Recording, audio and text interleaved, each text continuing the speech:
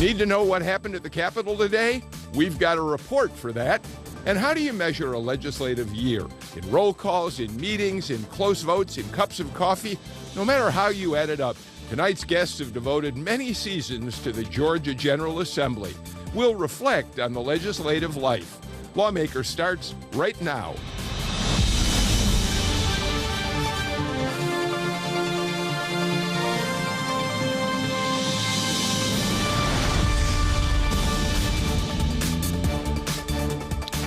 Welcome to Lawmakers. I'm Bill Nigut. It's day 33 of the 2016 legislative session. We're getting closer and closer to sine die.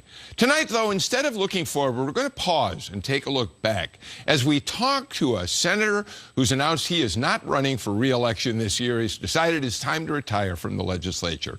Joining me tonight, Jim Galloway, who's been covering the Georgia legislature for roughly 30 years. Boy, he doesn't look old enough to have done that for the Atlanta Journal-Constitution.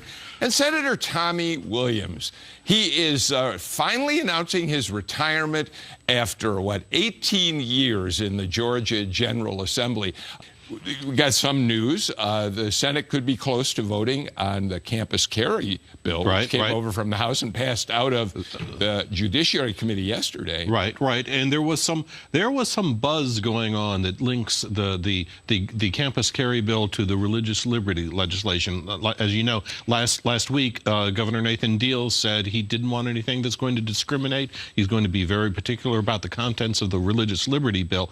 And that kind of prompted some talk over the weekend about well, maybe the Senate would return the favor and give the governor a very much stronger campus carry bill. But they ended up passing it, no changes, or very few changes, if I'm not mistaken.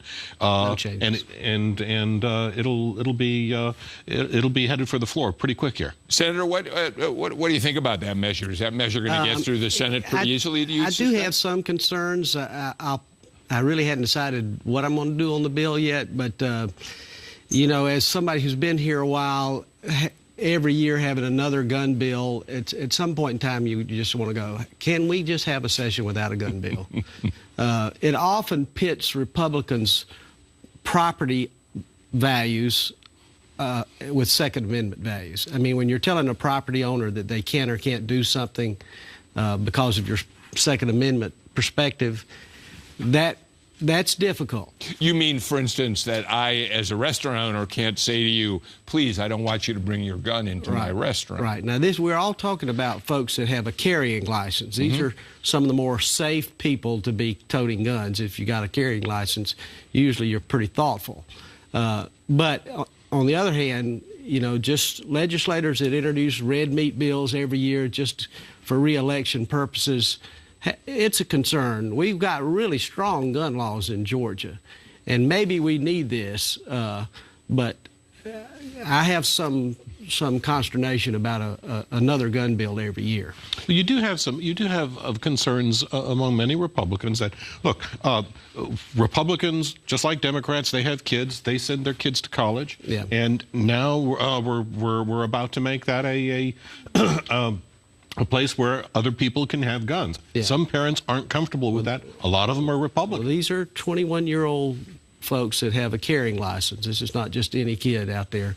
But it is a concern, and I'm just saying we need to be careful about doing this every year and be thoughtful about it. And if it needs to be done, we need to pass it. But I just have some reluctance about. And I will say that you see very few of these start in the Senate.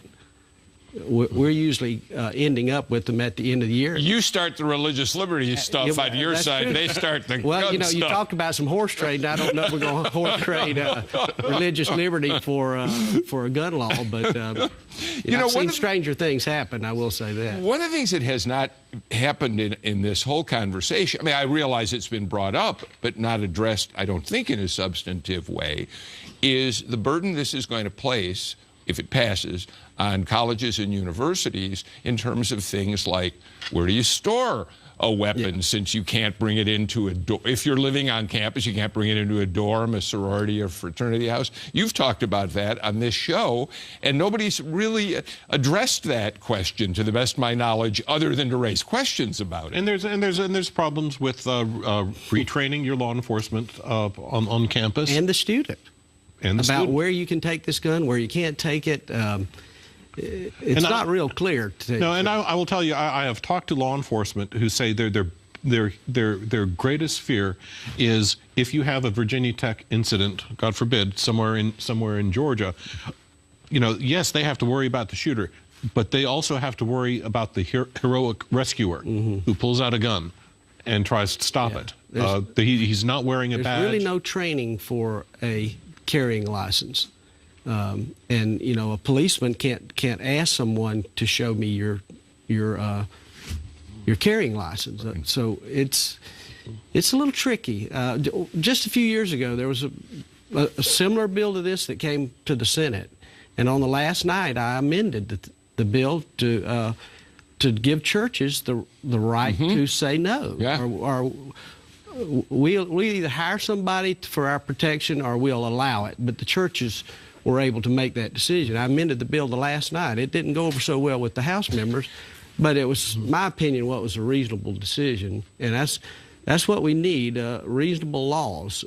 As I said, we've got good gun laws. We don't need to pass another gun bill every year. Across the way in the House, Representative Keisha Waits did introduce legislation that went nowhere, calling for students who were going to be able to carry on campus to get training. And of course, that bill didn't go anywhere. I assume because the gun lobbyists simply don't want to ever have training introduced as an element of your right to carry a weapon. Slippery slope on both sides. People are afraid of what might happen if you do this, and so. But we've got the bill in the Senate. We'll see what happens. All right.